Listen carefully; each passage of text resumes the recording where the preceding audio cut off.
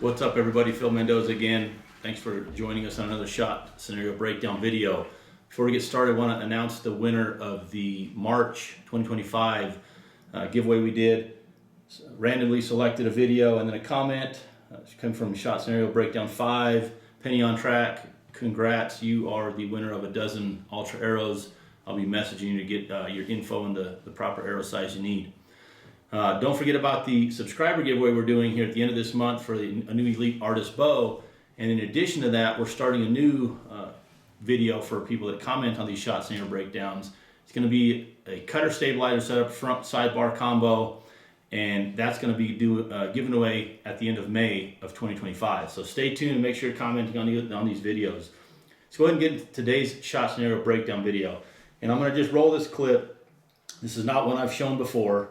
And this clip just happens to be a whitetail doe. And again, common scenario you might see for a lot of situations here. This was out of an elevated blind. But I'm going to freeze frame it here in a second and bring something else up that actually my very first whitetail that I shot, my first buck that I shot, I should say, had a very hard quartering angle like this.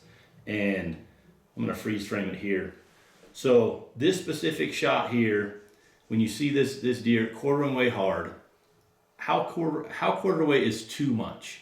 And the reason I bring it up is that first buck I shot in Nebraska, a lot was going on. I'd never shot a buck out of a tree stand before. I'd seen a bigger buck chasing does, and all of a sudden about 2 minutes later I hear commotion running through the trees, and then I see a buck pop out running paralleling a tree line. So I grabbed my bow and I drew back. I knew it was 50 yards, which I know is a little far.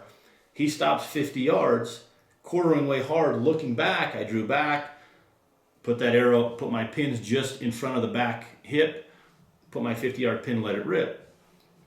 That arrow, I killed that deer.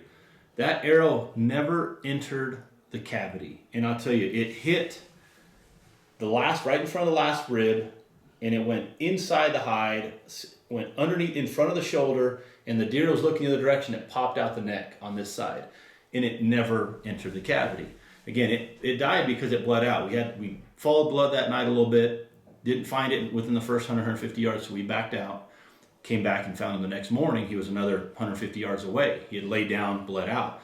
However, a hard quartering angle like that is interesting because most people say, yeah, quartering away, broadside quartering away, which I would agree 95% of the time. But in that specific situation, like I said, and I was using a G5 Striker broadhead at the time, 100 grain, and it literally, you can see where it cut the ribs going up. And it poked out. When we picked up that deer, the guy that I was with, he looked at it, he says, man, you made a perfect shot on that deer. I don't know how he went this far. We didn't think about it. We get back, we hang him, we gut him. And when we were gutting him was when we realized that arrow never entered the cavity. So maybe you've had an interesting situation like that with a similar, the positioning of an animal. Comment below, is a hard quartering away shot too much, or is it something you take? And let me know if you've had any interesting experiences like that in the past. So thanks for watching this video.